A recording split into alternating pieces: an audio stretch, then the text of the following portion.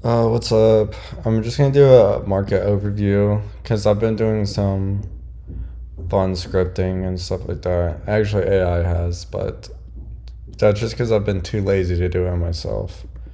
So I came up with this idea for like what risk we're at. So basically, what this is doing is it's tracking the area above or below the 20-week SMA, and it's adding that to an area score. But it's doing it percentage based. So if it's like 6% away, then add 6 to the score. Right now we're at 663, which is the 94th percentile. And if you look at it, around this time is kind of when either we have some type of mean reversion or yeah, like if you look from like 2010 maybe to I guess 2016, like always around this time we had some type of mean reversion, right? And they usually happened quicker, right? But we had a mean reversion around these levels. And then if you look at the 90s, almost like maybe around 700, 800, we had a mean reversion also in the 90s. So if you want to track that, right? So I just thought this was interesting since like if if you look at it, obviously there's some differences. Like this one went up a lot, this one went up a lot, and a few went up like more, but like around this level is when hey, like momentum starts to shift, right? Because like even if it's trending down and we haven't had a mean reversion yet, we still add it to the area. So we're at 660 right now. If it were to start trending down and then get a mean reversion, we'd probably be at 700 by the time the mean reversion hits. So just keep that in mind. So I was like, we'd probably hit that one, be above this and that.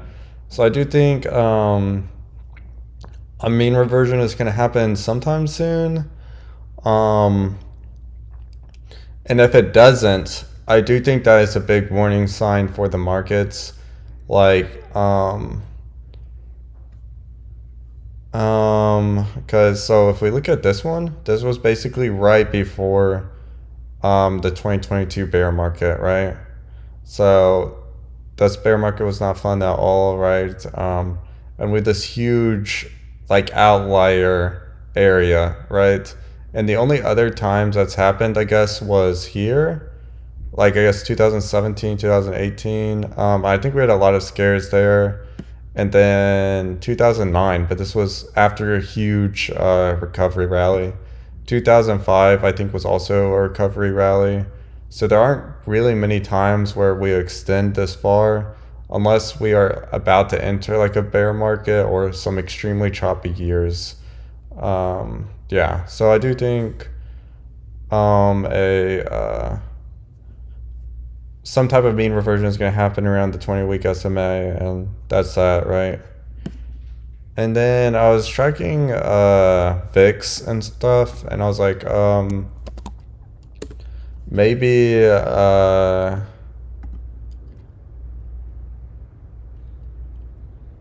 yeah, like maybe buying the VIX around this time would be a good idea, but actually it's not. So this is just 600, I think, but basically, like we just hit that on the spy. But what I found interesting is a lot of these times, we already had a big spike, so this would be like the recovery rally where we go above 600, or another recovery rally, or another recovery rally, or just, randomness, I guess. And then this was actually a time where it did spike. But what I did realize is there could have been better, right? Like, so here we enter like choppiness, right? After this. And then we have the huge 2020 spike. Here we have 2009. But my whole idea with the VIX is it will kind of be elevated um, before a huge spike up like this. So like obviously some of the 90s did catch stuff, but not entirely. Like some of it was recovery rallies and some of it was I guess actually catching it. Um, yeah, but generally the VIX might not be the best play, especially if you look at recently like 2021, 2022, like these were terrible times to buy the VIX, right? 2024, I guess, was a good time. And maybe this will be a good time since it's super like low, right? Like we're at super low levels, so this might be like a 2017 time to buy it. I think that's actually the most similar, if you ask me personally. But yeah, the VIX really isn't that good of a play, which I found interesting, honestly, because I'd be like, oh, if we're gonna enter some choppy areas, maybe the VIX would be a good buy, but historically it isn't. And then I was looking at Ethereum, and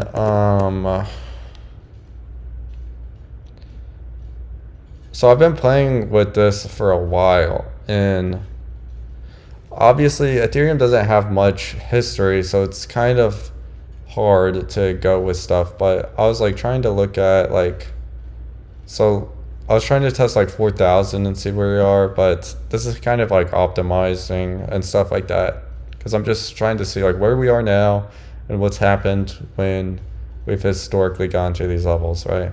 So if you look at 2021, obviously we had like a win and this euphoric rally, but we did enter a lot of choppiness right here. And then in 2019, I guess this was a recovery rally, and that was the end of the recovery rally, so that was awful, right? And then we just entered it again. So it's like, are we going to enter choppiness and then a rally up, or is this it? You know what I mean?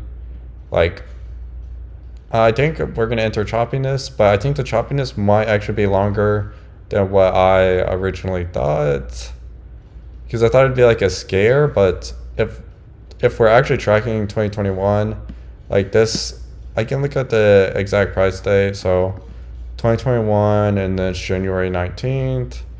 If we go here, and it's 2021 January 19th. So this is probably like January 19th, like right here, right? And then we had a huge run up, then we crashed back down, then we did this, then we had a run up. But like, obviously, like buying here, I guess you could have been good, but like there's still like a bunch of volatility, like going from 2,000 to 1,300 and then going to 4,000. Like it's just insane volatility, and we have not seen any type of volatility like that. Like this is totally different, right? Because this happened like months ago. But sorry, I had to refresh because I was kind of getting laggy. But what I'm saying is like the pullbacks are not that bad at all. Like 4,900 to 3,800, that's like a 25% drop. This was a 15%, like a 15% drop in crypto. Like that's nothing, right? Here we had 2,800 to 2,100. That's 20 to 30% drop. Like that's nothing. You know what I mean?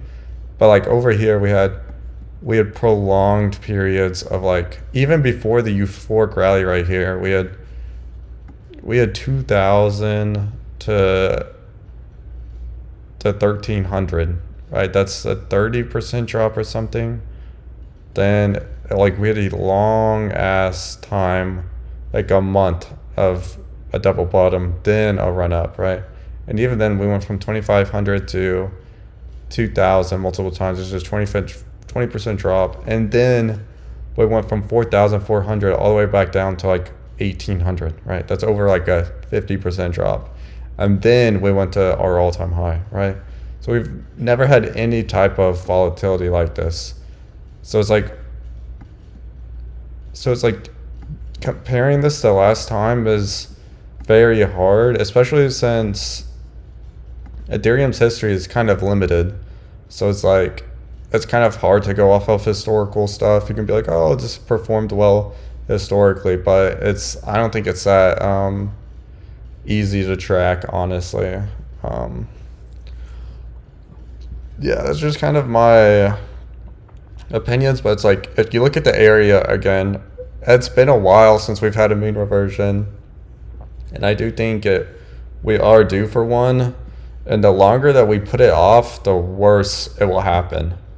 That's kind of my theory, right? So it's like, we went such a long time without a mean reversion right here, and then we get a 60% drop. That must have been painful. And the 60% drop happened in like two weeks or something. Like just imagine holding that in 2 weeks, 60% of your portfolio is gone. It's actually crazy, right? So it's like if we don't want the drop to be too bad, we really need to have a mean reversion right here. And then the only other time that happened was 2019, 7-7. 2019, 7, so July. It's like right around here.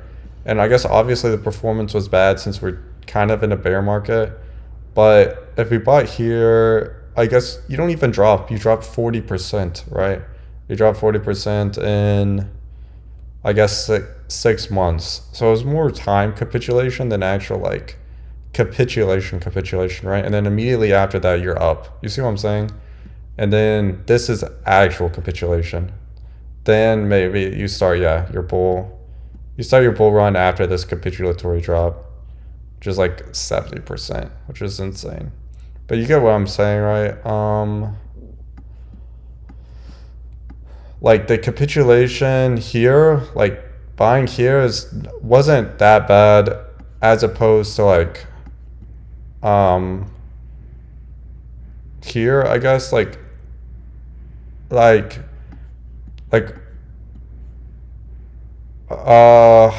I guess I'm kind of losing my train of thought, honestly. I'm sorry.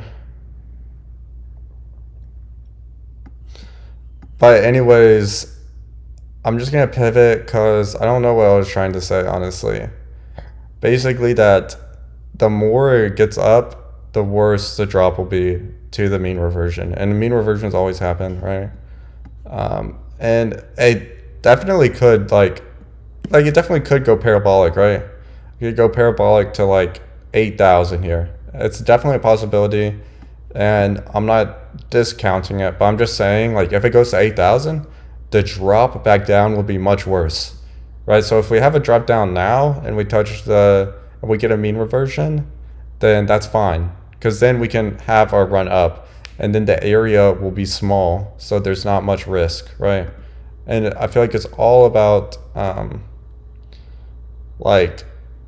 it's all about the area, kind of, in the sense that the longer we don't have a mean reversion, the worse it is after a mean reversion, right? Yeah, that's kind of what I'm saying. And then so like buying Ethereum now, I don't think is the best option, though it could turn out good for you. I'm not 100% sure, but I don't think the statistics, especially with the SPY being pretty iffy, like the SPY is pretty iffy, so it's like I'm not sure it's really the best. So it's like right now we're at 600. I can say, like, okay, I can change it to like 660, which is where we are right now, or 650, just for an easy. So like let's do 650, and then let's say we're to buy the SPY like right here and see the performance. Yeah, I don't think we need this. So basically the 1 week return is choppy. So like you can go down or up. I think it's like 50-50. The 2 week is also, I think, 50-50. Then the 3 week looks a lot better, and then the 2 month looks a lot better. So I guess the statistics aren't that bad. If you look at the 90s, because a lot of people compare this to the 90s, I guess the 2 month is good, but the 1 week is pretty bad, and then the 2 week is pretty bad, and then the scare could be a lot worse. But like you're missing out on 1% to risk like 2 to 3%, if that makes any sense. If you think it's like the 90s, if it's like 2020 or 2021, then this is also, I mean, 2021 was also pretty good, but then you had the bear market after. So it just really depends on what direction the markets are going to go. Like, does it want to go 2021 and just go absolutely parabolic without a mean reversion? That's fine, but we will know eventually, right? Like if it goes down 2021 routes, then I guess kind of get in, but know that you have to get out fast because the market's going to shade itself for probably the next 6 to 12 months, if not more, like during the bear market of 2022.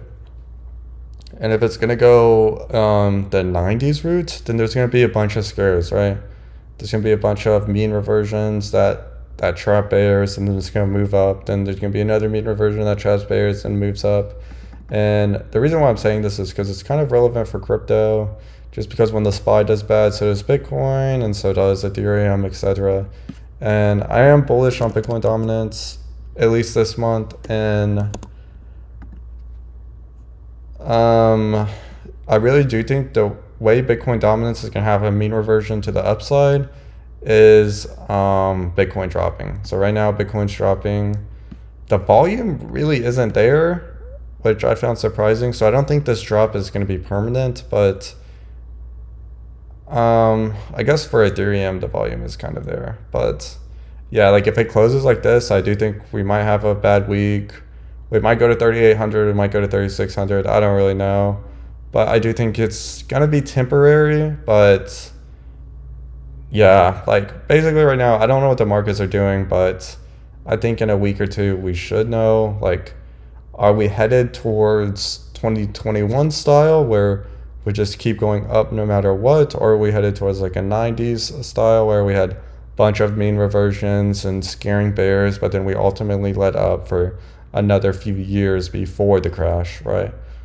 Or are we going to do something entirely different? I mean, hopefully it's one or the other. So we kind of know if we're just going parabolic here or we're going to have a bunch of scares and just grind our way up. So yeah, I thought these statistics were interesting. And yeah, the VIX is not really a good buy. Usually, after a mean reversion happens, for like these parabolic, like 2021 style mean reversions, after that happens, there's like a distribution, kind of. And you want to buy the VIX during the distribution. That's what I've seen. But yeah, that's it. Kind of just a general market overview. Yeah. Thanks for watching.